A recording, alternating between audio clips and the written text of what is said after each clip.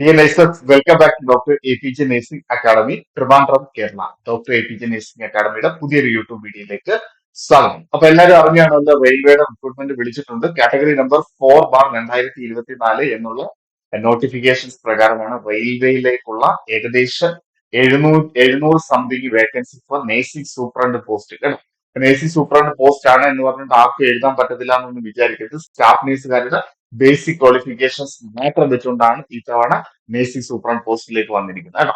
റെയിൽവേയിലെ ആ ഡ്യൂട്ടി ക്രമങ്ങളും അവരുടെ പേയിലും ഒക്കെ ഉള്ള വ്യത്യാസങ്ങൾ കൊണ്ടിട്ടാണ് എന്ത് ചെയ്യുന്നത് ഈ നേഴ്സിംഗ് സൂപ്രണ്ട് എന്നുള്ള ഒരു പോസ്റ്റ് വരുന്നത് കേട്ടോ. സ്റ്റാഫ് നേഴ്സ് എന്ന് പറയുമ്പോൾ അതിന് ഇത്ര ഓഫ് ഇത്ര ഇത് കാര്യങ്ങളൊക്കെ ഉണ്ട്. പക്ഷെ റെയിൽവേയിലാകുമ്പോൾ അതിലൊക്കെ ചെറിയ മാറ്റങ്ങളും വ്യത്യാസങ്ങളും ഒക്കെ ഉണ്ട്. അതുകൊണ്ടാണ് അവര് ആ പോസ്റ്റ് വീണ്ടും നേഴ്സിംഗ് സൂപ്രണ്ട് എന്നുള്ള ഒരു പോസ്റ്റിലോട്ട് കൊടുത്തിരിക്കുന്നത്. അപ്പൊ നേഴ്സിംഗ് സൂപ്രണ്ട് പോസ്റ്റിന് ഇക്വലന്റ് മീൻസ് എന്താണ് നമ്മുടെ സ്റ്റാഫ് നേഴ്സ് അല്ലെങ്കിൽ നേഴ്സിംഗ് ഓഫീസർ പോസ്റ്റിന് ഇക്വലന്റ് ആണ് കേട്ടോ. അപ്പൊ അതിന്റെ കൂടുതൽ ഡീറ്റെയിൽസ് കൂടുതൽ അതിന് അപേക്ഷിക്കാനുള്ള യോഗ്യത എങ്ങനെയൊക്കെയാണ് എക്സാം വരുന്നത്, എക്സാം പാറ്റേൺ എങ്ങനെയൊക്കെയാണെന്നൊക്കെ ഉള്ളതാണ് നമ്മുടെ ഇന്നത്തെ വീഡിയോയിലൂടെ ഞാൻ നിങ്ങളെ പരിചയപ്പെടുത്തുന്നത്. കേട്ടോ. അപ്പൊ ഇത്ര ഉപകാരപ്രദവും വ്യത്യസ്തമായിട്ടുള്ള വീഡിയോകളൊക്കെ ഭാവിയിൽ നിങ്ങൾക്ക് ലഭിക്കുന്നതിന് വേണ്ടി നമ്മുടെ ചാനൽ സബ്സ്ക്രൈബ് ചെയ്യുക. സബ്സ്ക്രൈബ് ചെയ്യുന്നതോടൊപ്പം തന്നെ നിങ്ങൾ എന്ത് ചെയ്യുക, ആ ബെൽ ബട്ടണും കൂടെ എന്ത് ചെയ്യുക, അമർത്തുക. ഓക്കെ, അപ്പൊ ബെൽ ബട്ടൺ കൂടെ ക്ലിക്ക് ചെയ്താൽ നമ്മൾ അപ്ലോഡ് ചെയ്യുന്ന എല്ലാ വ്യത്യസ്തമായിട്ടുള്ള വീഡിയോസും നിങ്ങൾക്ക് നോട്ടിഫിക്കേഷൻസ് ആയിട്ട് കിട്ടും.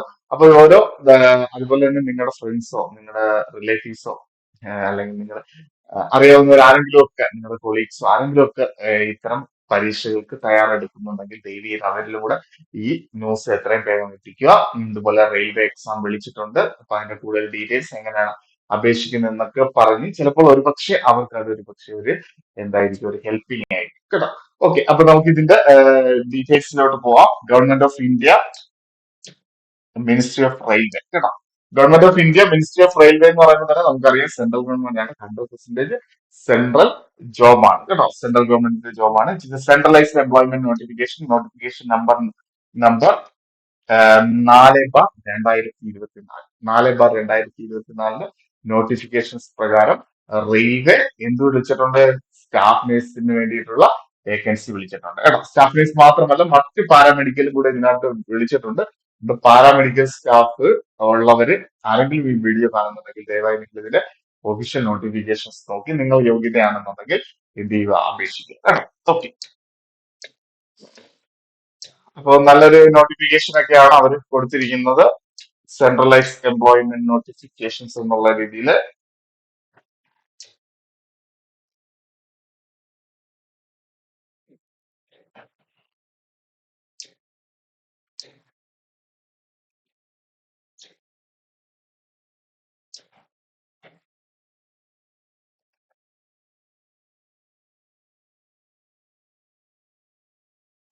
Okay,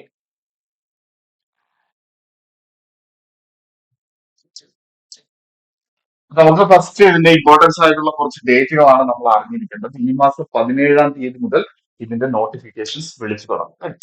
17/8 starting date of application. Date of application starting കേട്ടോ.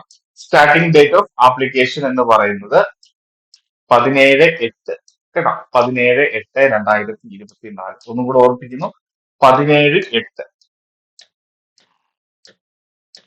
17/8/2024. ഇന്ന് 9 ദിവസമായി. ഇനി ഒരു 8 ദിവസം കൂടെ കഴിഞ്ഞ് കഴിഞ്ഞാൽ 17/8/2024. എന്തിനു വേണ്ടിയിട്ടാണ് നിങ്ങൾക്ക് 8 ദിവസം തന്നിരിക്കുന്നതെന്ന് ചോദിച്ചു കഴിഞ്ഞാൽ ഒ ബി സിക്കാര്, ഇ ഡബ്ല്യു എസ്കാര്, SC ST-കാർക്കൊക്കെ ഒരു പ്രിസ്ക്രൈബ്ഡ് ഫോർമാറ്റിൽ എന്ത് വേണം, ആ സർട്ടിഫിക്കറ്റ് കളക്ട് ചെയ്തതിന് ശേഷമാണ് ഇത് അപ്ലൈ ചെയ്യേണ്ടത് കേട്ടോ. ഇന്ന് തന്നെ എല്ലാവരും ഒ ബി സിക്കാരാണെങ്കിൽ ഒ ബി സി, അല്ലെങ്കിൽ ഇ ഡബ്ല്യു എസ്കാരാണെങ്കിൽ ഇ ഡബ്ല്യു സി, അല്ലെങ്കിൽ SC ST-കാരാണെങ്കിൽ അത് കേട്ടോ. ഇതിലൊരു ഫോർമാറ്റ് തന്നിട്ടുണ്ട്. ആ ഫോർമാറ്റിൽ എന്ത് ചെയ്യണം, സർട്ടിഫിക്കറ്റ് തയ്യാറാക്കി വെക്കണം കേട്ടോ. അപ്പൊ അത് വളരെ ഇമ്പോർട്ടൻസ് ആയിട്ടുള്ള കാര്യമാണ്. അതിൽ എന്തെങ്കിലും വ്യത്യാസം ഉണ്ടെന്നുണ്ടെങ്കിൽ അവരെന്ത് ചെയ്യത്തില്ല, വെരിഫൈ ചെയ്യത്തില്ല. ഇൻ കേസ് നമ്മൾ ക്വാളിഫൈ ചെയ്ത് വരുവാണെന്നുണ്ടെങ്കിൽ ഈ സർട്ടിഫിക്കറ്റ് ഇല്ല എന്നുണ്ടെങ്കിൽ ചിലപ്പോൾ വെരിഫിക്കേഷന് പ്രോബ്ലം വരും കേട്ടോ. അപ്പൊ അതുകൊണ്ടാണ് നിങ്ങൾക്ക് ഈ 8 ദിവസം തന്നേക്കുന്നത്. അപ്പൊ ഇന്ന് തന്നെ എല്ലാവരും എന്ത് ചെയ്യുക, അപേക്ഷിച്ചു തുടങ്ങാം കേട്ടോ. ഓക്കെ, അപ്പൊ 17/8/2024 ലാസ്റ്റ് ഡേറ്റ്, സോറി സ്റ്റാർട്ട് ചെയ്യുന്നത്. സ്റ്റാർട്ടിങ് ഓഫ് 17/8/2024 കേട്ടോ. അതായത് ഇനി നിങ്ങൾക്ക് ഒരു 7 ദിവസം, 9ആയില്ലേ, സോറി 9ആയി, ഇനി 8 ദിവസം, എട്ടാമത്തെ ദിവസം മുതൽ ആപ്ലിക്കേഷൻ സ്റ്റാർട്ട് ചെയ്യും. എന്നിരുന്നാലും ഒരു മാസം വരെ സമയമുണ്ട് കേട്ടോ. 16/9 വരെ നമുക്ക് സമയമുണ്ട്. 17/8 തുടങ്ങി 16/9/2024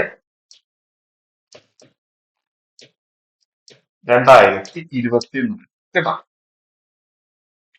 ഓക്കെ, അതിനുശേഷവും നിങ്ങൾക്ക് അവർ അവസരം തരുന്നുണ്ട്. എങ്ങാനും പേയ്മെന്റ് മോഡിഫിക്കേഷൻസിനോ അതുപോലെ തന്നെ എന്തെങ്കിലും കറക്ഷൻസോ കാര്യങ്ങളോ ഒക്കെ ഉണ്ടെങ്കിൽ അതിന് കറക്ഷന് വേണ്ടി വീണ്ടും അവർ എന്ത് ചെയ്യുന്നു, 26/9 വരെ അത് എക്സ്റ്റെൻഡ് ചെയ്യുന്നു കേട്ടോ. ആരും തെറ്റുകൂടാതൊക്കെ അപേക്ഷിക്കണം കേട്ടോ. തെറ്റൊക്കെ വന്നു കഴിഞ്ഞാൽ അത് മോഡിഫൈ ചെയ്തിട്ട് എടുത്ത് പിന്നെ അതിന്റെ എററൊക്കെ പരിഹരിച്ചൊക്കെ വരുമ്പോഴത്തേക്ക് ചിലപ്പോൾ നമ്മുടെ ലക്ക് പോലെയൊക്കെ ഇരിക്കും കേട്ടോ. അതൊന്നും ഞാൻ നെഗറ്റീവ് പറയുന്നില്ല, അതിനെപ്പറ്റി ഒന്നും നെഗറ്റീവ്സ് പറയുന്നില്ല. 17/8 തൊട്ട് അപേക്ഷിച്ച് തുടങ്ങണം. കൃത്യമായിട്ട് എല്ലാവരും ഫില്ല് ചെയ്യണം.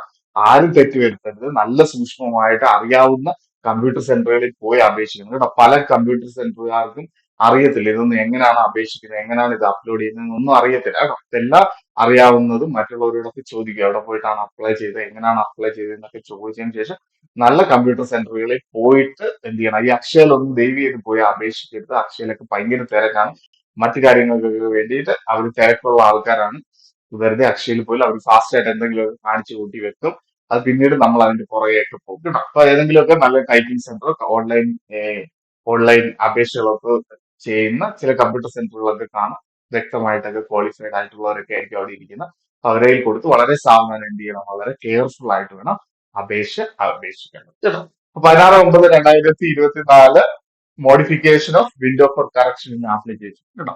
എന്തെങ്കിലും കറക്ഷൻസോ കാര്യങ്ങളോ ഒക്കെ ഉണ്ടെന്നുണ്ടെങ്കിൽ എന്ത് ചെയ്യാം, 17/9 മുതൽ ഒരാഴ്ച കൂടെ അവർ നീട്ടിയിട്ടുണ്ട് കേട്ടോ. പക്ഷെ അപേക്ഷിക്കേണ്ട ലാസ്റ്റ് ഡേറ്റ് 16/9 കേട്ടോ. 26/9 എന്ന് പറഞ്ഞാൽ ആരും ഇരിക്കരുത്. 16/9 ആപ്ലിക്കേഷൻ കംപ്ലീറ്റ് ചെയ്താലേ 17/9 മുതൽ നിങ്ങൾക്ക് അറിയാൻ പറ്റും നിങ്ങളുടെ സ്ക്രീനകത്ത് എന്റെ ആപ്ലിക്കേഷൻ സക്സസ്ഫുള്ളി സബ്മിറ്റഡ് ആണോ, അല്ലെങ്കിൽ ദർ ഈസ് എ മോഡിഫിക്കേഷൻ അല്ലെ, ടു ബി റീസബ്മിറ്റ് ചെയ്യണോ എന്നൊക്കെ ഉള്ളത് നിങ്ങൾക്ക് 17 മുതൽ അറിയാൻ സാധിക്കും കേട്ടോ. അത്രയ്ക്ക് ഫാസ്റ്റ് ആയിട്ടാണ് റെയിൽവേയുടെ റിക്രൂട്ട്മെന്റ് നടത്തുന്നത്. അതുകൊണ്ട് നമുക്ക് എക്സാം ഉടനെ തന്നെ കേട്ടോ, ഒരു 3 അല്ലെങ്കിൽ 4 മാസം മുമ്പ് തന്നെ നമുക്ക് എക്സാം എക്സ്പെക്ട് ചെയ്യാൻ പറ്റും കേട്ടോ. ഓക്കെ, അപ്പൊ നമുക്ക് ഇതിന്റെ കൂടുതൽ ഡീറ്റെയിൽസിലോട്ട് നമുക്ക് വരാം. ഇതിന്റെ ഡീറ്റെയിൽസിലോട്ട് നമുക്ക് വരാം. നേഴ്സിംഗ് സൂപ്രണ്ട് വേക്കൻസിയെ പറ്റി ഞാൻ ഇപ്പോൾ പറയുന്നത്. Nursing superintendent vacancy is equivalent to staff nurse അല്ലെങ്കിൽ നേഴ്സിംഗ് ഓഫീസർ പോസ്റ്റ് കേട്ടോ. ഒന്നുകൂടെ ഞാൻ പറയുന്നു. നേഴ്സിംഗ് സൂപ്രണ്ടന്റ് എന്നുള്ള vacancy is equivalent to nursing officer അല്ലെങ്കിൽ ഈക്വലൻ ടു സ്റ്റാഫ് നേഴ്സ് കേട്ടോ. സ്റ്റാഫ് നേഴ്സ് എന്നുള്ള ആ ഒരു ടേം ഒക്കെ എടുത്ത് കളഞ്ഞെങ്കിൽ പോലും പലരും ഇപ്പൊ പല റിക്രൂട്ട്മെന്റുകളിലും ഒഫീഷ്യൽ ആയിട്ടൊക്കെ ഈ സ്റ്റാഫ് നേഴ്സ് എന്നുള്ള പേരുകളൊക്കെ വരുന്നുണ്ട് കേട്ടോ. അപ്പൊ അതുകൊണ്ടാണ് പറഞ്ഞത് നോർമലി നേഴ്സിംഗ് ഓഫീസർ എന്നുള്ള പോസ്റ്റാണ്. പക്ഷെ റെയിൽവേയിലാകുമ്പോൾ അത് നേഴ്സിംഗ് സൂപ്രണ്ടന്റ് എന്നുള്ള പോസ്റ്റിലോട്ടാണ് മാറുന്നത് കേട്ടോ. Entry level nursing superintendent followed by എന്തായാലും അതിലെ പ്രൊമോഷൻസ് ആയി സീനിയർ നേഴ്സിംഗ് സൂപ്രണ്ട് അങ്ങനെയൊക്കെ മാറും കേട്ടോ. ഓക്കെ, അപ്പൊ നേഴ്സിംഗ് സൂപ്രണ്ട് എന്നുള്ള പോസ്റ്റ് ആണ്. പേ സ്കെയിൽ ഒക്കെ എന്താണ് 44,900 കേട്ടോ. ഇത് initial central government staff nurse അല്ലെങ്കിൽ നേഴ്സിംഗ് ഓഫീസറിന് വരുന്ന പോസ്റ്റ് ആണ്. എന്തെന്ന് പറയുന്നത് 44,900 കേട്ടോ.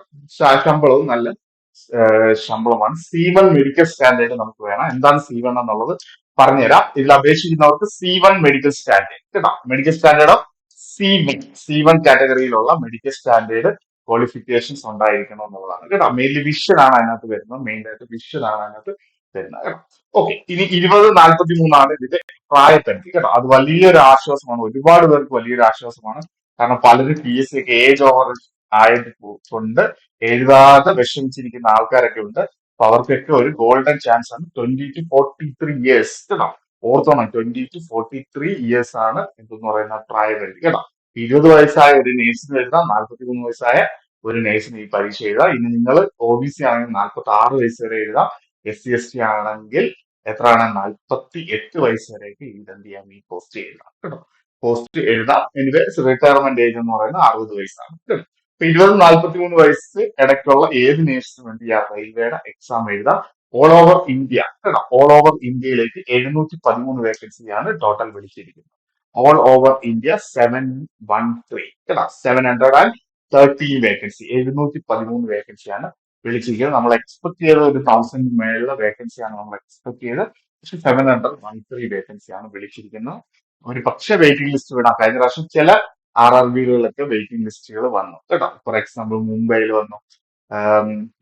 വന്നു, ഗോരഖ്പൂർ വെയിറ്റിംഗ് ലിസ്റ്റ് വന്നു കേട്ടോ. അങ്ങനെ കുറച്ച് സ്ഥലങ്ങളിൽ എന്ത് ചെയ്തു, കഴിഞ്ഞ പ്രാവശ്യം വെയിറ്റിംഗ് ലിസ്റ്റ് വന്നു. എന്നാൽ ചില സ്ഥലങ്ങളിൽ വെയിറ്റിംഗ് ലിസ്റ്റ് വന്നില്ല. ഫോർ എക്സാമ്പിൾ ചെന്നൈയിലൊന്നും വെയിറ്റിംഗ് ലിസ്റ്റ് വന്നില്ല കേട്ടോ. അങ്ങനെ ചെന്നൈയിൽ ഇത്തവണ വേക്കൻസി കൂടുതൽ ഇട്ടിട്ടുണ്ട്. ഓക്കെ, ഓക്കെ, അപ്പൊ അത് ഓർക്ക്. പക്ഷെ കഴിഞ്ഞ പ്രാവശ്യം വെയിറ്റിംഗ് ലിസ്റ്റ് വന്ന RRBയിലൊക്കെ ഇത്തവണ വേക്കൻസി കുറവും, വെയിറ്റിംഗ് ലിസ്റ്റ് വരാത്ത RRBകളിൽ ഇത്തവണ എന്താണ് വേക്കൻസി കൂടിയുമാണ് ഇട്ടേക്കുന്നത് കേട്ടോ.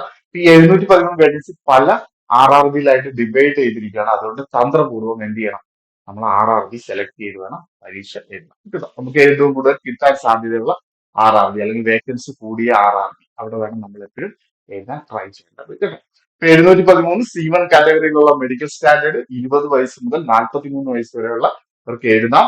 ഇനിഷ്യൽ പേ എന്ന് പറയുന്നത് 44,900 ഇസ് ബേസിക് ആണ്. ബേസിക് പ്ലസ് HRA പ്ലസ് ഈ നേഴ്സിംഗ് അലവൻസ്, റെസ്റ്റ് അലവൻസ്, പിന്നെ അതുപോലെ തന്നെ സാറ്റർഡേ ഒക്കെ ചിലപ്പോൾ ഡ്യൂട്ടി വരുന്നുണ്ട്. അപ്പോൾ ഓഫ് ഡ്യൂട്ടിയുടെ അലവൻസ് അതെല്ലാം കൂടെ ചേർത്ത് എങ്ങനെയായാലും ഇനിഷ്യൽ സാലറീസ് അബൌവ് 1 lakh കേട്ടോ. 1 ലക്ഷത്തിൽ പുറത്ത് ഇനിഷ്യൽ സാലറി എന്തായാലും റെയിൽവേയിൽ കിട്ടും കേട്ടോ. അതാണ് 44,900 ഇസ് ബേസിക് ആണ് പറയുന്നത്. ബേസിക് ആണ് 44,900. അതിന്റെ കൂടെ HRA വരുന്നുണ്ട്, ട്രാൻസ്പോർട്ടേഷൻ വരുന്നുണ്ട്, DA ട്രാൻസ്പോർട്ടേഷൻ വരുന്നുണ്ട്, യൂണിഫോം അലവൻസ് വരുന്നുണ്ട്.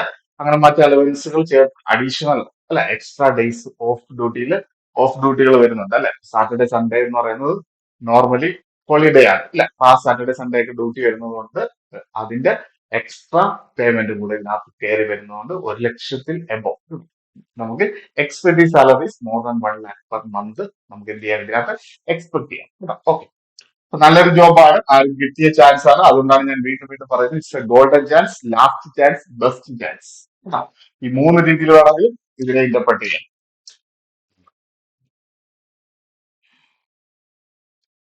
ഓക്കെ, ഓൺലൈൻ ആപ്ലിക്കേഷൻസ് ആണ് ഇതിനകത്ത് ചെയ്യാനുള്ളത് എന്നുള്ളതെല്ലാം പറഞ്ഞു തന്നു.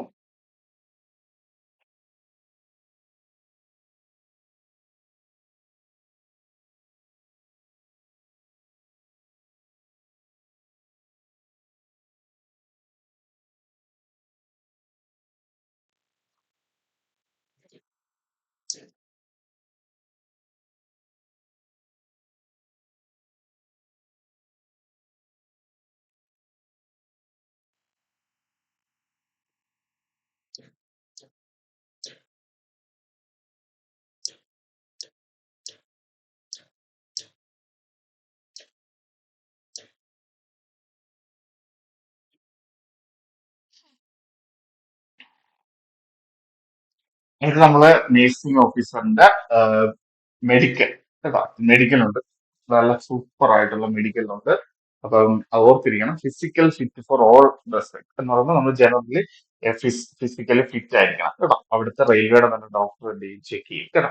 അവിടെ വിഷൻ ആണ് ഏറ്റവും ഇമ്പോർട്ടൻസ് കേട്ടോ. C1 എന്ന് പറഞ്ഞ വിഷൻ 6/12, 6/8 കേട്ടോ. നിയർ വിഷൻ എല്ലാം സ്റ്റാർട്ട് വെച്ച് എന്ത് ചെയ്യണം, 0.6 to 0.6 കേട്ടോ. Without glasses, without reading. Okay, അപ്പൊ ഈ രണ്ട് കാര്യങ്ങൾ നിയർ വിഷൻ, ഡിസ്റ്റൻസ് വിഷൻ, അതൊക്കെ ഒന്ന് ചെക്ക് ചെയ്യണം. ചെക്ക് ചെയ്തിട്ട് വേണം എന്ത് ചെയ്യാൻ ഇതിന്റെ പരീക്ഷയ്ക്ക് പഠിക്കാൻ കേട്ടോ. കാരണം എന്തെങ്കിലും 6/12 മുകളിലോട്ടാണെങ്കിൽ, സോറി 6/12 അല്ലെങ്കിൽ 6/18 മുകളിലോട്ടൊക്കെ ആണെന്ന് കിട്ടത്തില്ല കേട്ടോ. അപ്പൊ അത് നമ്മൾ എന്ത് ചെയ്യാം, physically unfit for this job കേട്ടോ. വിഷൻ മാത്രമേ ഉള്ളൂ ഇതിനകത്ത് ഇമ്പോർട്ടൻസ്. പിന്നെ ജനറൽ ആയിട്ടുള്ള ഒരു മെഡിക്കൽ ചെക്കപ്പ് ഇത്രയേ ഉള്ളൂ. ECG, എക്സ്റേ, ECG കാണാം, എക്സ്റേ കാണാം, റുട്ടീൻ ബ്ലഡ് ഇൻവെസ്റ്റിഗേഷൻസ് കാണാം, പ്ലസ് എന്താണ് ഈ റുട്ടീൻ യൂറിൻ എക്സാമിനേഷൻ കാണാം. ഇത്രയുള്ള ഒരു ജനറൽ മെഡിക്കൽ എക്സാമിനേഷൻ. അതിന്റെ കൂടെ ഒരു എക്സ്റേ, സോറി CT അങ്ങനെയുള്ള എക്കോ അങ്ങനെയുള്ള കാര്യങ്ങളൊന്നും ഇല്ല. ECG കാണും, എക്സ്റേ കാണും, അതുപോലെ തന്നെ റുട്ടീൻ ആയിട്ടുള്ള ബ്ലഡ് ഇൻവെസ്റ്റിഗേഷൻസ് കാണും, ഹെപ്പറ്റൈറ്റിസ് ബിയുടെ ടൈറ്റർ ചെക്ക് ചെയ്യും, പ്ലസ് എന്താ കൂടാണ്, പ്ലസ് അഡീഷണൽ ആയിട്ട് എന്തൊരു ഐ ടെസ്റ്റും കൂടെ വരുന്നു കേട്ടോ. റുട്ടീൻ യൂറിൻ എക്സാമിനേഷൻ വരും. ഇത്രയും നമ്മൾ ഓക്കെ ആണെന്നുണ്ടെങ്കിൽ ഡോണ്ട് വറി, നമ്മൾ ക്വാളിഫൈ ആകുവാണെങ്കിൽ നല്ല മാർക്ക് ഉണ്ടെങ്കിൽ പെട്ടെന്ന് തന്നെ റെയിൽവേയുടെ എന്ത് ചെയ്യും, അപ്പോയിന്റ്മെന്റ് ഓർഡർ കഴിക്കും. Okay, next.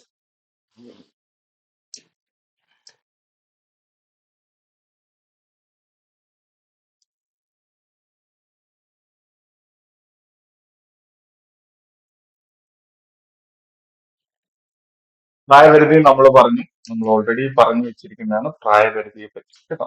പ്രായപരിധിയെ പറ്റി ഓൾറെഡി ഇതിനകത്ത് ഡിസ്കസ് ചെയ്തിരിക്കുകയാണ്. എങ്കിലും ഞാൻ പ്രായപരിധി നമ്മൾ ഒന്നുകൂടെ പറയുന്നു. 21-33 വയസ്സ് കേട്ടോ. 21 to 43 years ആണ് എന്തെന്ന് പറയുന്ന നേഴ്സിംഗിന്റെ പ്രായപരിധി കേട്ടോ. അതായത് UR കാര് 1982 ശേഷം ജനിച്ചവരായിരിക്കണം കേട്ടോ. 1982 ജനുവരി 2-ാം തീയതിക്ക് ശേഷം. ജനുവരി 1 പണിയാണ്. ജനുവരി 2 1982 ജനുവരി 2-ന് ശേഷം ജനിച്ച ജനറലുകാര്. ഒ ബി സിക്കാരാണെങ്കിൽ ജനുവരി 2 ജനുവരി 2 1979.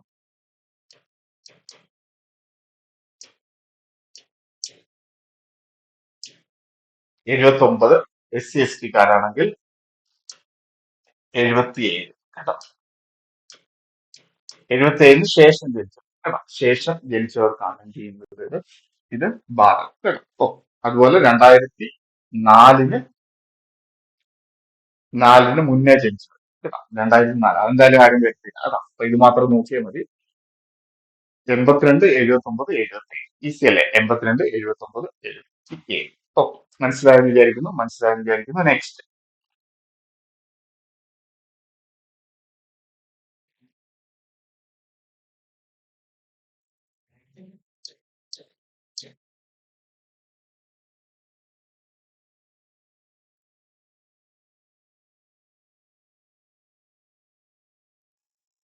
ഏജ് റിലാക്സേഷൻ ഒക്കെ ഞാൻ പറഞ്ഞ പോലെയാണ്. SC ST OBC-ക്കാർക്ക് വരുന്നുണ്ട്. എക്സ് സർവീസ്മാർക്ക് ഇത് വരുന്നത്. PWD-ക്കാർക്ക് പേഴ്സൺ വിത്ത് ഡിസബിലിറ്റി ആണെങ്കിൽ 10 വർഷം വരെയൊക്കെ ഏജ് എന്ത് ചെയ്ത് കൊടുക്കുന്നുണ്ട്? റിലാക്സേഷൻ കൊടുക്കുന്നുണ്ട് അല്ലേ? Okay.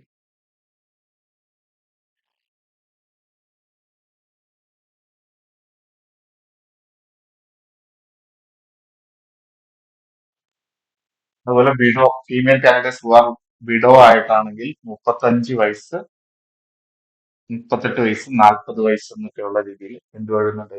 ഏജ് റിലാക്സേഷൻസ് വരുന്നുണ്ട് കേട്ടോ. അപ്പൊ അതൊന്ന് വിട്ടേക്കും. അത് നോക്കണ്ട.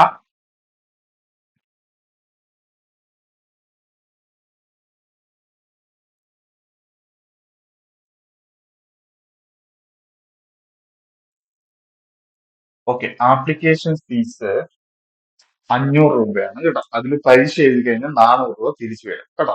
For all candidate except category mentioned below at serial number 2. Out of this fee for 500 and amount of RS 400 shall be refunded during ഡിഡക്ടിംഗ് bank charge on appearing CET exam കേട്ടോ. Exam എഴുതി കഴിഞ്ഞാൽ നിങ്ങൾക്ക് 400 രൂപ തിരിച്ചു വരും കേട്ടോ. SC ST ഫീമെയിൽ കാൻഡിഡേറ്റ്സ് അങ്ങനെയുള്ളവർക്കൊക്കെ എന്ത് ചെയ്തു? പകുതി ഫീസ് കൊടുത്താൽ മതി. 250 രൂപ കൊടുത്താൽ മതി. ഇനി ആ പരീക്ഷ പോയി എഴുതുവാണെങ്കിൽ 250 രൂപ റീഫണ്ട് ആയിട്ട് കിട്ടും. Candidates belong to SC ST ex service PWD female transgender EBC economically backward class. The candidates EBC should not be confused with OBC or EWC. കേട്ടോ. EBC എന്ന് പറഞ്ഞ ഒരു കാറ്റഗറി ഉണ്ട്. എക്കണോമിക്കലി ബാക്ക്വേർഡ് കാസ്റ്റ് കേട്ടോ.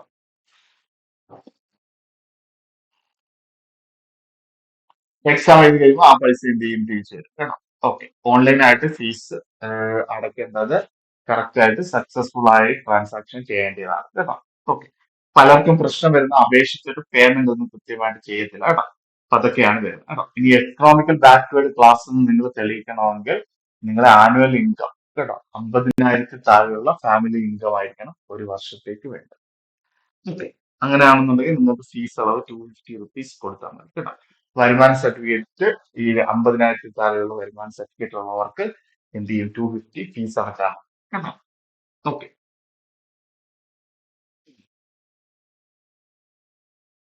അതുപോലെ EWSന്റേത് അതിന്റെയൊക്കെ ഓരോ എലിജിബിലിറ്റി പറയുന്നുണ്ട് കേട്ടോ. EWSക്കാർക്ക് എങ്ങനെയാണ് EWSയുടെ എലിജിബിലിറ്റി കിട്ടുന്ന അതൊക്കെ വെച്ച് എന്ത് ചെയ്യണം? അപ്ലൈ ചെയ്തോണം കേട്ടോ.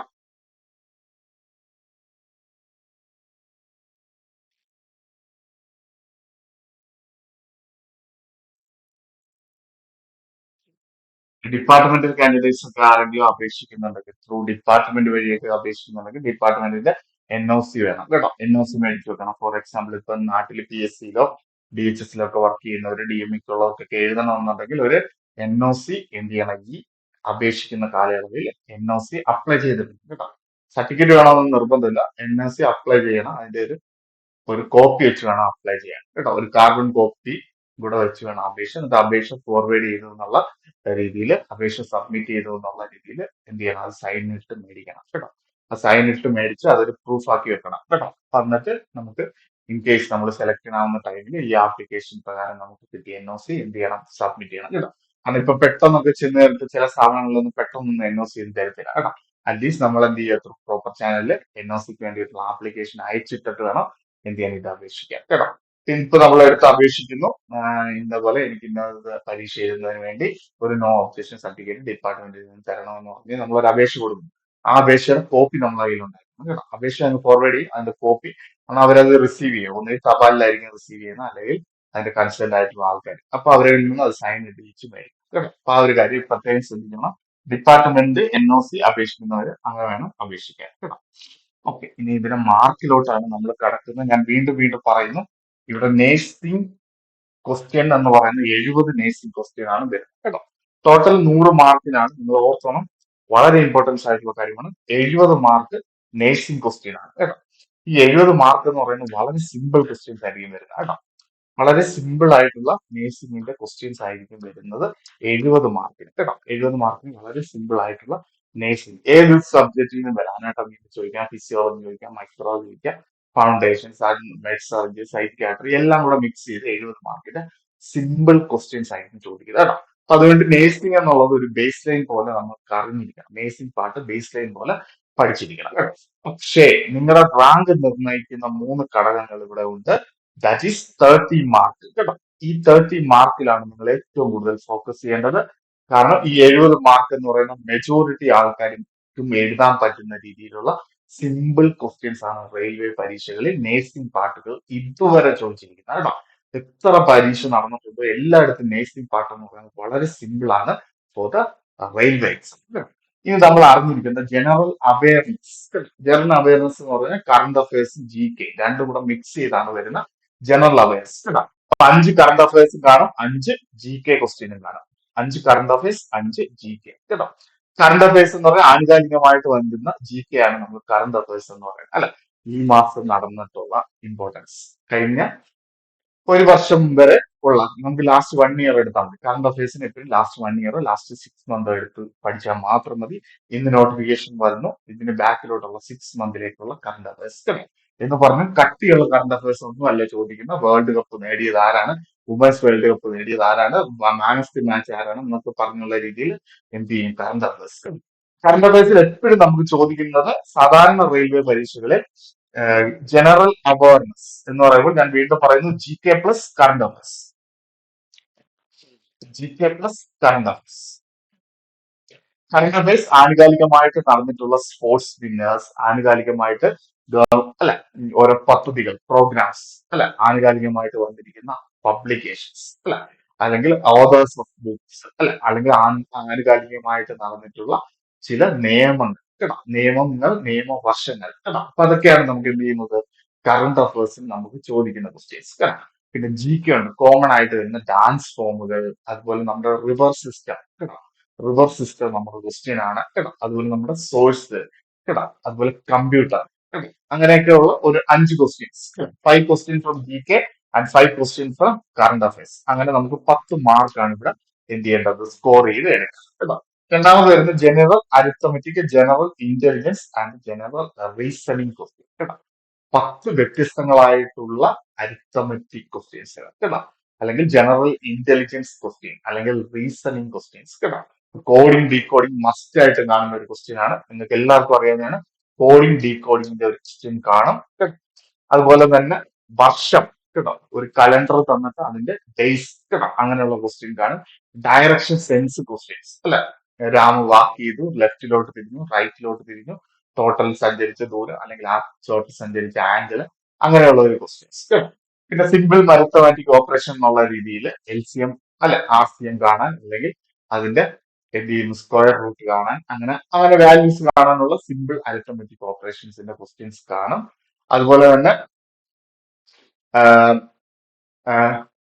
ഹൈറ്റ് വെയിറ്റ് അല്ലെ, ഹൈറ്റ് വെയിറ്റ് ഒക്കെ തന്നുകൊണ്ട് അങ്ങനെ ചെയ്യുന്ന ക്വസ്റ്റ്യൻസ് കാണും. എനിവേ റെയിൽവേക്കായിട്ട് സാധാരണ ചോദിക്കുന്ന കുറച്ച് മോഡൽസ് ക്വസ്റ്റ്യൻസുകളുണ്ട്. അത് 10 എണ്ണം കാണും കേട്ടോ. 10 ക്വസ്റ്റ്യൻസ് കാണും, അത് 10 ക്വസ്റ്റ്യൻസ് കാണും. പിന്നത്തെ 10 ക്വസ്റ്റ്യൻസ് എന്ന് പറയുന്നത് ജനറൽ സയൻസ് ആണ് കേട്ടോ. സയൻസ് അല്ല, സയൻസ് എന്ന് പറയുന്നത് ഫിസിക്സ് കാണും, കെമിസ്ട്രി കാണും, ബയോളജി കാണും കേട്ടോ. ബയോളജി ആണ്, സുവോളജി കാണും, ബോട്ടണി കാണും. ഓക്കെ, അപ്പൊ അങ്ങനെ നമുക്ക് ജനറൽ സയൻസിൽ നിന്നുള്ള 10 ക്വസ്റ്റ്യൻസ്. ഓക്കെ, അപ്പൊ ഒന്നുകൂടെ പറയുന്നു, ജനറൽ സയൻസിൽ ഏതൊക്കെ ക്വസ്റ്റ്യൻസ് ആണ് വരുന്നത്? കെമിസ്ട്രി ഫിസിക്സ് സുവോളജി ബോട്ടണി കേട്ടോ. അപ്പൊ ആ 4 പാർട്ടിൽ നിന്നായിരിക്കും ജനറൽ സയൻസിന്റെ ക്വസ്റ്റ്യൻ വരുന്ന. അതുപോലെ general arithmetic, general intelligence, general reasoning കേട്ടോ. അതിൽ നമുക്ക് പ്രതീക്ഷിക്കാവുന്ന ക്വസ്റ്റ്യൻ കോഡിംഗ് ഡീകോഡിംഗിന്റെ ക്വസ്റ്റ്യൻ മസ്റ്റ് ആയിട്ടും കാണും. ഡയറക്ഷൻ സെൻസ് ക്വസ്റ്റ്യൻ മസ്റ്റ് ആയിട്ടും കാണും. കലണ്ടർ ക്വസ്റ്റ്യൻ നമുക്ക് മസ്റ്റ് ആയിട്ടും കാണും. ബ്ലഡ് റിലേഷൻസിന്റെ ക്വസ്റ്റ്യൻ കാണും. ആവറേജ് കണ്ടുപിടിക്കാനുള്ള ക്വസ്റ്റ്യൻസ് കാണും. സിമ്പിൾ അരിത്തമെറ്റിക് ഓപ്പറേഷൻസ് ഉള്ളതാണ്. ഒന്നുകിൽ അതിന്റെ ഓപ്പോസിറ്റ്സ് വേർഡ് അല്ലെങ്കിൽ അതിന്റെ ഓപ്പോസിറ്റ് ആയിട്ടുള്ള വേർഡ് കണ്ടുപിടിക്കാനുള്ള ക്വസ്റ്റ്യൻസ് കാണും. അല്ലാന്നുണ്ടെങ്കിൽ അതിന് ഇക്വലന്റ് ആയിട്ടുള്ള വേർഡ് കണ്ടുപിടിക്കാനൊക്കെയുള്ള ടൈപ്സിലുള്ള ക്വസ്റ്റ്യൻസ് കാണും. മിറർ ഇമേജ് ക്വസ്റ്റ്യൻസ് കാണും കേട്ടോ. മിറർ ഇമേജ് ടൈപ്പിലുള്ള ക്വസ്റ്റ്യൻസ് വരും. അപ്പൊ ഇതൊക്കെയാണ് ഒരു 20 മോഡലേ ഉള്ളൂ നമുക്ക് ടോട്ടൽ പഠിക്കാൻ കേട്ടോ. അതിൽ എങ്ങനെയൊക്കെയായാലും 10 മോഡൽ ക്വസ്റ്റ്യൻ നമുക്ക് കാണും. അതിൽ ഒരു 7 എണ്ണമെങ്കിൽ ശരിയാക്കി എടുക്കണം. 8 മാർക്കെങ്കിലും അവിടെ ശരിയാക്കി എടുക്കണം. അതുപോലെ കറണ്ട് അഫയേഴ്സ് ജികെ കുറെ നമ്മൾ വർക്ക്ഔട്ട് ചെയ്യണം. എല്ലാ ആനുകാലിക സംഭവങ്ങളും അതുപോലെ ബേസിക് ആയിട്ടുള്ള കുറച്ച് ജികെ ഉണ്ട് കേട്ടോ. River system, dance form in India, അതുപോലെ അല്ല നമ്മുടെ വിളകൾ അല്ല, ധാന്യങ്ങൾ അല്ല, അങ്ങനെയൊക്കെയുള്ള ക്വസ്റ്റ്യൻസ്. അതുപോലെ എന്താണ് കോൺസ്റ്റിറ്റ്യൂഷൻസ് കേട്ടോ. ഇന്ത്യൻ കോൺസ്റ്റിറ്റ്യൂഷൻ റിലേറ്റ് ചെയ്തിട്ടുള്ള ക്വസ്റ്റ്യൻസുകൾ. അങ്ങനെ എന്താണ് GK plus current affairs 10 mark plus എന്താണ് ജനറൽ സയൻസിൽ നിന്ന് 10 മാർക്ക് കേട്ടോ. അപ്പൊ 30 മാർക്കാണ്. ഈ 30 മാർക്ക് സ്കോർ ചെയ്യാൻ നമുക്ക് ഒരിക്കലും റെയിൽവേ ജോലി കിട്ടത്തില്ല കേട്ടോ.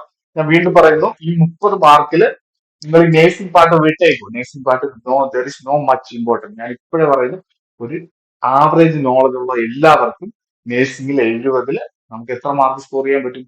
സിമ്പിൾ ആയിട്ട് 60 എബോവ് സ്കോർ ചെയ്യാൻ പറ്റും. അത്ര ഈസി ക്വസ്റ്റ്യൻ ആയിരിക്കും നേഴ്സിംഗിൽ വരുന്നത് കേട്ടോ. നേഴ്സിംഗ് പാർട്ടിൽ 60 അത് വിട്ടേക്കും കേട്ടോ. ഈ 30-ൽ നിങ്ങൾ എത്ര മാർക്ക് മേടിക്കുന്നു, അവിടെയാണ് നിങ്ങളുടെ വിജയം കേട്ടോ. 30-ൽ നിങ്ങൾ 25 മാർക്ക് മേടിക്കാവൂ, ഷുവർ ആണ്. 60 പ്ലസ് 25 85 മാർക്ക് അല്ലെ, 85 മാർക്സ്. ഓക്കെ, നിങ്ങൾക്ക് ജോലി ഷുവർ ആണ്. ഓക്കെ, ഇനി 30-ൽ നിങ്ങൾക്ക് 20 മാർക്ക് മേടിക്കാൻ പറ്റും, മതി. 60 പ്ലസ് 20 80 മാർക്ക് ഉറപ്പാണ് കേട്ടോ. അപ്പൊ എന്ത് ചെയ്യണം? വീണ്ടും പറയുന്നു, ഇറ്റ് ഈസ് ഇമ്പോർട്ടൻറ്റ് ഫോർ ഈ 3 general awareness, general arithmetics and general science. ഇത് പഠിക്കാതെ ആരും പോകരുത്. ദയവേത് ഇത് പഠിക്കാതെ ആരും പോകരുത്. This is the important topics. Okay, clear ആണല്ലോ? മനസ്സിലായെന്ന് വിചാരിക്കുന്നു.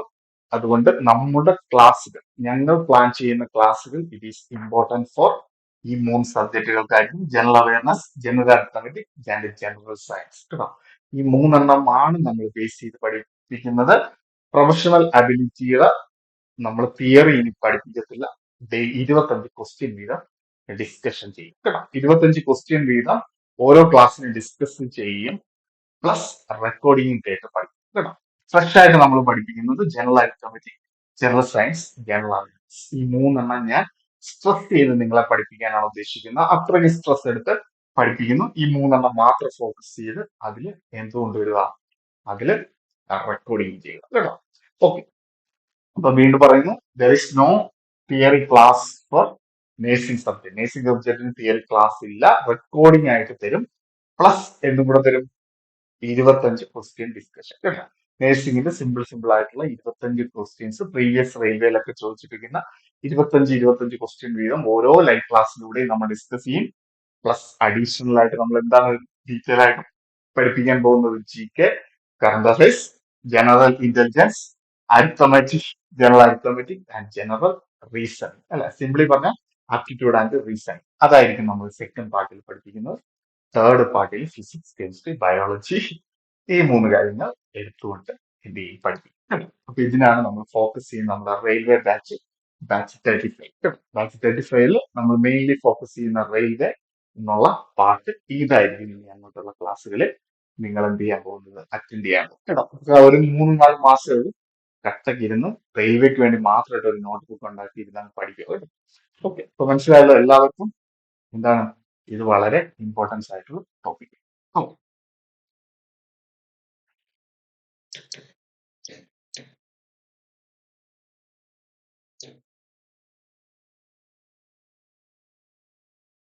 ഓക്കെ, CBT ഞാൻ വീണ്ടും പറയുന്നു, 1/3 നെഗറ്റീവ് ഉണ്ട് കേട്ടോ.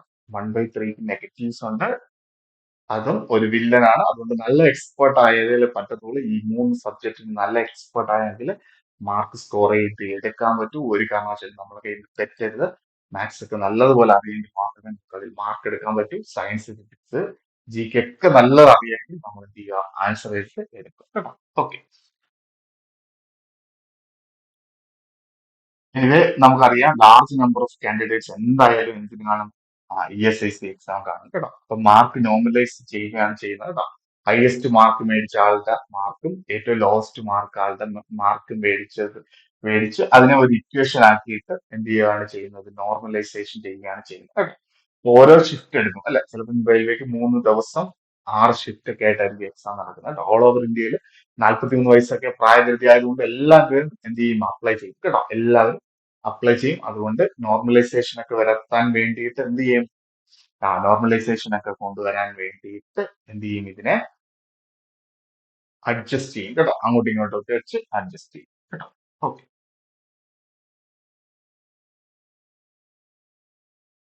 ഓക്കെ. ഇപ്പം ഒരുപാട് റെയിൽവേയിലേക്ക് വിളിച്ചിട്ടുണ്ട്. അതിൽ നമുക്ക് ഏറ്റവും കൂടുതൽ വേക്കൻസി ഉള്ള RRB ഏതാണെന്ന് നോക്കാം. അവിടെ വേണം നിങ്ങളെല്ലാം അപ്ലൈ ചെയ്യാൻ കേട്ടോ. വേക്കൻസി കൂടിയുള്ളിടത്തൊന്ന് അപ്ലൈ ചെയ്യണം കേട്ടോ. അതായിരിക്കും നല്ലത്. കട്ട് ഓഫും കാര്യങ്ങളൊക്കെ ഇച്ചിരി താഴ്ന്നു വരാൻ വേക്കൻസി കൂടിയ സ്ഥലമായിരിക്കും നല്ലത് കേട്ടോ.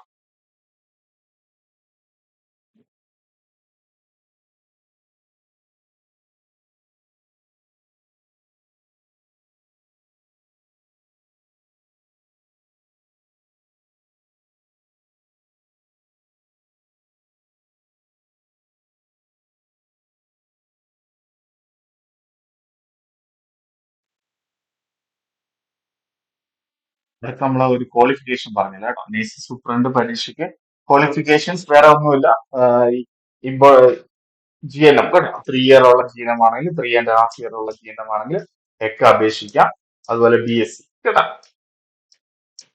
BSc-കാർക്ക് കേട്ടോ. BSc-കാർക്കും എന്ത് ചെയ്യാം, അപേക്ഷിക്കാം കേട്ടോ. GNM-കാർക്കും BSc-കാർക്കും MSc-കാർക്കും PMFIL-കാർക്കും PhD-കാർക്കും എല്ലാം എന്ത് ചെയ്യാൻ ഇതിനകത്ത് അപേക്ഷിക്കാം. ഒന്നും പേടിക്കാനില്ല.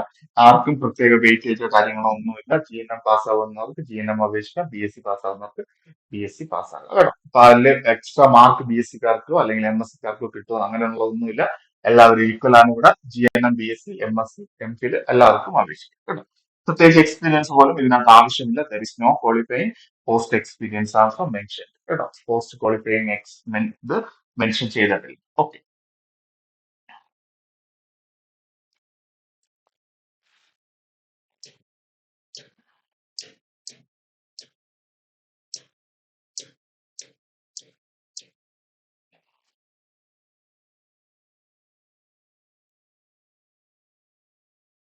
ഇനി RRB അഹമ്മദാബാദ് കേട്ടോ. അഹമ്മദാബാദ് എന്ന് പറയുമ്പോൾ ഗുജറാത്ത് കേട്ടോ. ഗുജറാത്താണ് RRB അഹമ്മദാബാദ് എന്ന് പറഞ്ഞു വരുന്നത്.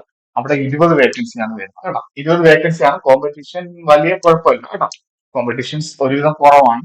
എന്ന് പറയുന്നത് അഹമ്മദാബാദ് കേട്ടോ. സ്ഥലവും നല്ലൊരു സ്ഥലമാണ് അഹമ്മദാബാദ്. പ്രശ്നമില്ല. ഓക്കെ. നെക്സ്റ്റ്.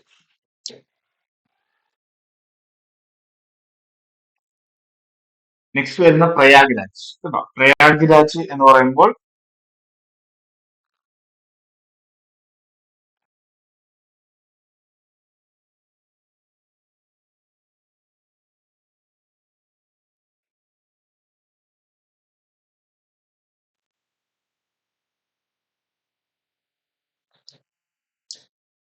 പ്രയാഗ്രാജ് എന്ന് പറയുമ്പോൾ UP ആണ്. 14, 7, 21, 22 വേക്കൻസി കേട്ടോ.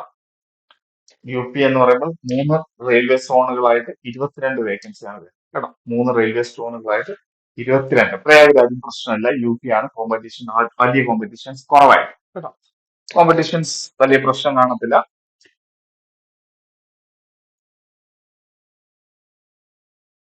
അടുത്ത അജ്മീർ കേട്ടോ. അജ്മീർ എന്ന് പറയുമ്പോൾ രാജസ്ഥാനാണ്. അജ്മീർ ഒറ്റ സോണേ ഉള്ളൂ. പക്ഷെ അവിടെ എത്ര വേക്കൻസി ഉള്ളൂ, വേക്കൻസി കുറവാണ്. 3 കേട്ടോ.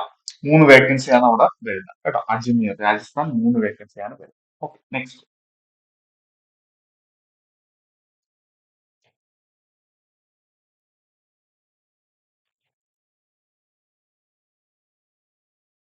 ബാംഗ്ലൂർ കേട്ടോ. എല്ലാം കൊണ്ടും നല്ല സ്ഥലമാണ് ബാംഗ്ലൂർ. ബാംഗ്ലൂർ ഒറ്റ സോണാണ്. സൗത്ത് വെസ്റ്റേൺ റെയിൽവേയുടെ ഒറ്റ സോണിലാണ് ബാംഗ്ലൂരിലേക്ക് വിളിച്ചിരിക്കുന്ന. 25 വേക്കൻസി ഉണ്ട് കേട്ടോ. 25 വേക്കൻസി ഉണ്ട്. അതിൽ OBCക്ക് 15 വേക്കൻസി, വരുന്നുണ്ട് കേട്ടോ. സോറി, ഒ ബി സിക്ക് 5 വേക്കൻസി, സോറി 15ഇല്ല, 5 കേട്ടോ. 25 വേക്കൻസി കേട്ടോ, 25. അപ്പൊ ജനറലും കിട്ടും, ഒ ബി സിയും കൂടെ കിട്ടും അല്ലെ, അല്ലെങ്കിൽ ജനറലും കിട്ടും, ഇ ഡബ്ല്യു എസും കിട്ടും അല്ലെ, അല്ലെങ്കിൽ ജനറലും കിട്ടും, എസ് സി എസ് ടിയും കൂടെ കിട്ടും കേട്ടോ. അപ്പൊ എങ്ങനെയാണെന്ന് വെച്ചാൽ നിങ്ങൾക്ക് റിസർവേഷന് ബാധകമാണ്. 25 വേക്കൻസി ബാംഗ്ലൂർ വരുന്നുണ്ട്. ബാംഗ്ലൂർ കോമ്പറ്റീഷൻസും അത്ര ഇതില്ല, നോർത്ത് ഇന്ത്യൻസിന്റെ അത്രയും കോമ്പറ്റീഷൻസ് ഒന്നും ബാംഗ്ലൂർ വരത്തില്ല. അപ്പൊ ബാംഗ്ലൂർ ഈസ് ഗുഡ് കേട്ടോ, ബാംഗ്ലൂർ വേണമെങ്കിൽ അപേക്ഷിക്കാം. നെക്സ്റ്റ്,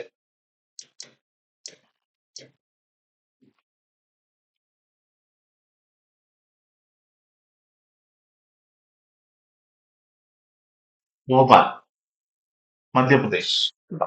മധ്യപ്രദേശിൽ 2 റെയിൽവേ സോണുകളാണ് വരുന്നത്, വെസ്റ്റ് സെൻട്രൽ റെയിൽവേയും വെസ്റ്റേൺ റെയിൽവേ കേട്ടോ. രണ്ടും കൂടെ ചേർത്തുകൊണ്ട് 18 വേക്കൻസി കേട്ടോ.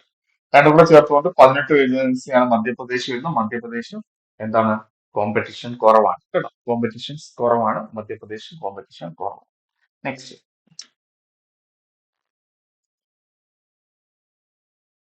ഭുവനേശ്വർ. ഭുവനേശ്വറിൽ ആകെ 5 വേക്കൻസിയാണ് വരുന്നത്. 5 വേക്കൻസിയാണ് ഭുവനേശ്വറിൽ ടോട്ടൽ വരുന്നത്. കോമ്പറ്റീഷൻ കുറവാണ്, ഭുവനേശ്വറും കോമ്പറ്റീഷൻ കുറവായിരിക്കും. 5 വേക്കൻസി. നെക്സ്റ്റ്,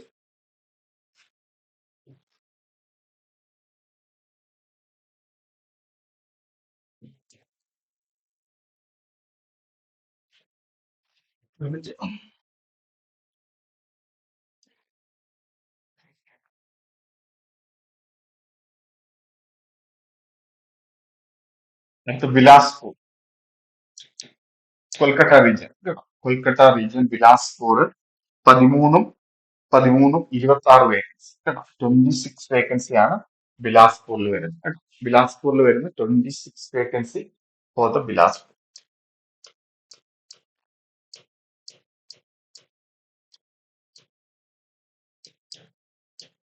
ബിലാസ്പൂരിൽ 26 വേക്കൻസിയാണ് ബിലാസ്പൂരിൽ വരുന്നത്. നെക്സ്റ്റ്,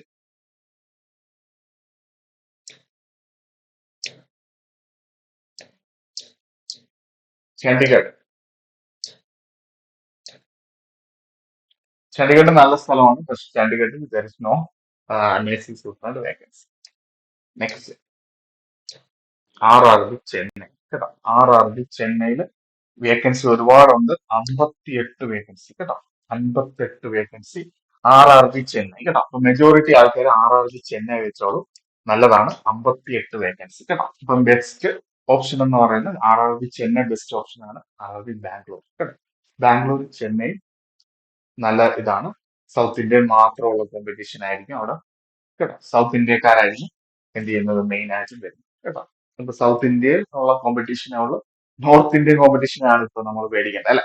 ഓക്കെ, അപ്പൊ സൗത്ത് ഇന്ത്യൻ കോമ്പറ്റീഷൻസ് വരും RRB ബാംഗ്ലൂരും RRB ചെന്നൈയിലും നിങ്ങൾ എന്ത് ചെയ്യുക, അപേക്ഷിക്കുക കേട്ടോ.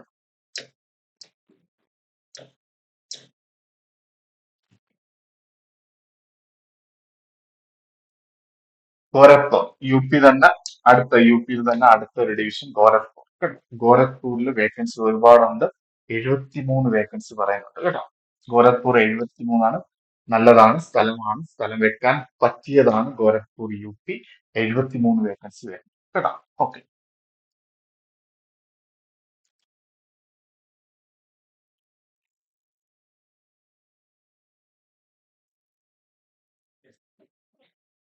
അടുത്ത ഗുവാഹട്ടി. ഗുവാഹട്ടി കേട്ടോ. ഗുവാഹട്ടി വരുന്നുണ്ട്, വീണ്ടും ബംഗാള്. അവിടെയും ചാൻസ് ഉണ്ട്. 52 വേക്കൻസിയാണ് അവിടെ ടോട്ടൽ വരുന്നത് കേട്ടോ. 52, സോറി 52 ഇല്ല, nursing superintendent 52 vacancy. Nursing superintendent 52 വേക്കൻസിയാണ് നമുക്ക് ഇവിടെ വരുന്നത്, ഗുവാഹട്ടി കേട്ടോ. ഗുവാഹട്ടി വരും. ഓക്കെ, നെക്സ്റ്റ്,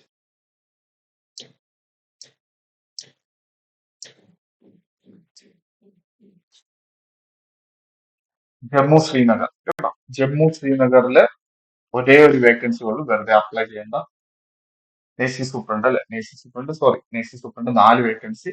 4 വേക്കൻസി വരുന്നുണ്ട് ജമ്മുവില് കേട്ടോ. 4 വേക്കൻസി വരുന്നുണ്ട്, ടൈറ്റ് കോമ്പറ്റീഷൻ ആയിരിക്കും അല്ലെ. 4 വേക്കൻസി ഉള്ളു, അപ്പൊ അതിലോട്ടൊന്നും നമ്മൾ എടുത്ത് ചാടണ്ട കേട്ടോ.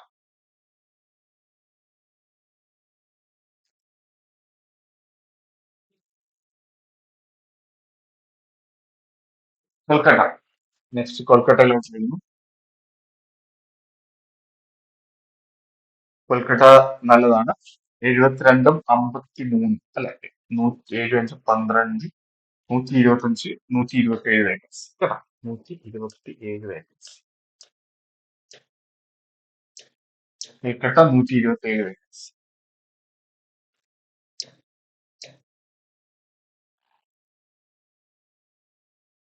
മാൾട്ട, മാൾട്ടയിൽ ഒരു വേക്കൻസി ഉണ്ട്, അപ്പൊ അതിൽ കാര്യമില്ല.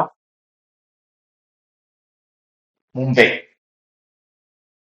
മുംബൈ കഴിഞ്ഞ തവണ വെയിറ്റിംഗ് ലിസ്റ്റ് ഒക്കെ വിളിച്ചതാണ്. എന്നിരുന്നാലും ഈ തവണ വീണ്ടും വേക്കൻസി ഉണ്ട്. 140 വേക്കൻസിയോളം വരുന്നുണ്ട് കേട്ടോ. മുംബൈയിൽ 140 വേക്കൻസിയോളം വരുന്നു.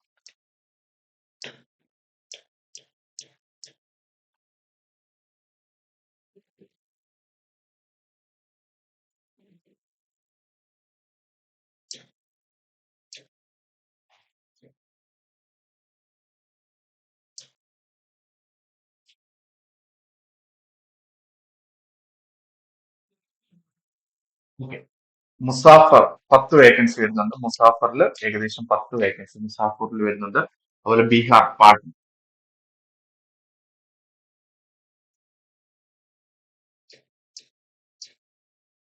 പാട്നയില് 33 വേക്കൻസി കേട്ടോ. Sorry, 23 vacancy. പാട്നയില് 23 vacancy. Okay.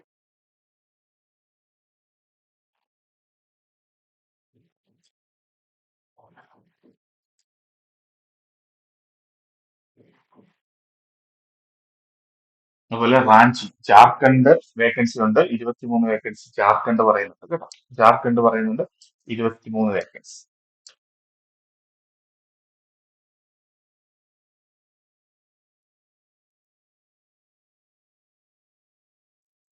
Secunderabad 54 vacancy.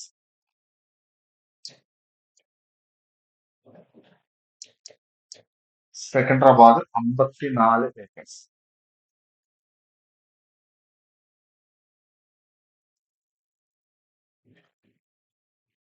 Siliguri,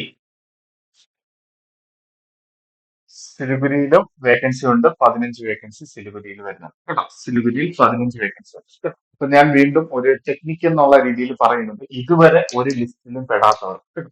ഇതുവരെ ട്രൈ ചെയ്തുകൊണ്ടിരിക്കുന്നു, എക്സാം ലിസ്റ്റുകളിൽ ഒന്നും വരാത്തവര് ദയവ് ചെയ്ത് അപ്ലൈ ചെയ്യേണ്ട RRB എന്ന് പറയുന്നത് കൊൽക്കത്ത. ഫസ്റ്റ് കൊൽക്കത്ത കൊടുക്കണം. കൊൽക്കത്ത വെക്കണം കേട്ടോ. കൊൽക്കത്ത ആയിരിക്കണം ചൂസ് ചെയ്യാൻ കേട്ടോ. കൊൽക്കത്ത നല്ലൊരു ഓപ്ഷൻ ആണ് ചൂസ് ചെയ്യാൻ. പാട്ന നല്ലൊരു, സോറി, ജാർഖണ്ഡ് കേട്ടോ. ജാർഖണ്ഡ് നല്ലൊരു ഓപ്ഷൻ ആണ്. ജാർഖണ്ഡ് നല്ലൊരു ഓപ്ഷൻ ആണ്. അതുപോലെ ഗോരഖ്പൂർ കേട്ടോ. UP കേട്ടോ. UP നല്ലൊരു ഓപ്ഷൻ ആണ്. UP നല്ലൊരു ഓപ്ഷൻ ആണ് കേട്ടോ. ആദ്യമായിട്ടുള്ളവരാണ് കേട്ടോ. ആദ്യമായിട്ട്, അതായത് ഇതുവരെ ഒരു ഇതിലും വന്നിട്ടില്ല. ഇനി ആണ് ലാസ്റ്റ് ചാൻസ് ആണെന്നൊക്കെ ഉള്ളവർ ദയവ് ചെയ്ത് ഇതുപോലെ കൊൽക്കത്ത, പാട്ന, ജാർഖണ്ഡ്, UP കേട്ടോ, ഈ ഒരു ഏരിയയിൽ വേണം എന്ത് ചെയ്യാൻ, അപ്ലൈ ചെയ്യാൻ കേട്ടോ. ആദ്യമായിട്ടൊക്കെ ഉള്ളത്. ഇനി നമുക്ക് ഓൾറെഡി ലിസ്റ്റിലൊക്കെ ഉണ്ട്, അല്ലെങ്കിൽ ജോബ് ഒക്കെ ചെയ്തുകൊണ്ടിരിക്കുന്നവരാണ്. ഒരുവിധ എക്സാംസുകളിലൊക്കെ വന്നിട്ടുണ്ട്. DME DHSന്റെ ഒക്കെ ഷോർട്ട് ലിസ്റ്റിലും കാര്യങ്ങളിലൊക്കെ വന്നിട്ടുണ്ട്. പ്രശ്നമില്ല. അങ്ങനെയുള്ളവര് ദയവ് ചെയ്ത് ചെന്നൈയോ ബാംഗ്ലൂരോ കേട്ടോ, ബോംബെയോ, ഈ മൂന്നെണ്ണം സെലക്ട് ചെയ്യണം കേട്ടോ. ബാംഗ്ലൂർ, ചെന്നൈ, ബോംബെ. ഇതുവരെ ഒന്നും കിട്ടിയിട്ടില്ല. ഇനി നമ്മുടെ ലിസ്റ്റിൽ വരണോന്ന് ആഗ്രഹിക്കുന്നവരാണ്, എങ്ങനെങ്കിലും ഇത് ലാസ്റ്റ് ചാൻസ് ആണ്, ഇത് മേടിച്ചെടുക്കണമെന്നുണ്ടെങ്കിൽ ദയവ് ചെയ്ത് ഈ മൂന്ന് സെലക്ട് ചെയ്യണം. കാരണം ഇവിടെ കട്ട് ഓഫ് കുറയാനാണ് സാധ്യത കൂടുതൽ കേട്ടോ. കൊൽക്കത്ത ആ ഒരു ഏരിയ കേട്ടോ. കൊൽക്കത്ത, UP, ബംഗാൾ അല്ലെ, ആ ഒരു മേഖലയിലുള്ളവർക്ക്. UP ഗോരഖ്പൂരിൽ വേക്കൻസി കൂടുതലാണ്. കൊൽക്കത്ത, ജാർഖണ്ഡ്, ബംഗാൾ, ഇത്രയും സ്ഥലത്ത് എന്ത് ചെയ്യുക, അപ്ലൈ ചെയ്താൽ കേട്ടോ. ഇനി എല്ലാ ലിസ്റ്റിലൊക്കെ ഉണ്ട്, ഓക്കെ, കോൺഫിഡന്റ് ആണ് എന്നൊക്കെ ഉണ്ടെന്നുണ്ടെങ്കിൽ ചെന്നൈ, ബാംഗ്ലൂർ ആൻഡ് ബോംബെ കേട്ടോ, ഈ മൂന്നെണ്ണം ചൂസ് ചെയ്യും. ഓക്കെ, ഈ ഒരു രീതിയിൽ വേണം നിങ്ങൾ എന്ത് ചെയ്യാൻ, ഫോക്കസ് ചെയ്യാൻ കേട്ടോ.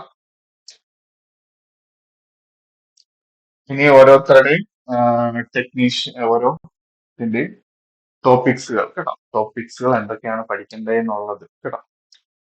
എല്ലാ സബ്ജക്റ്റും ഉണ്ട്. നേഴ്സിംഗിന് പഠിക്കാൻ എല്ലാ സബ്ജക്റ്റും കൊടുത്തിട്ടുണ്ട്. ഇന്ന സബ്ജക്റ്റ് ഒന്നുമില്ല. എല്ലാം ഉണ്ട്, പക്ഷെ ചെറിയ ക്വസ്റ്റ്യൻസ് ആയിരിക്കും.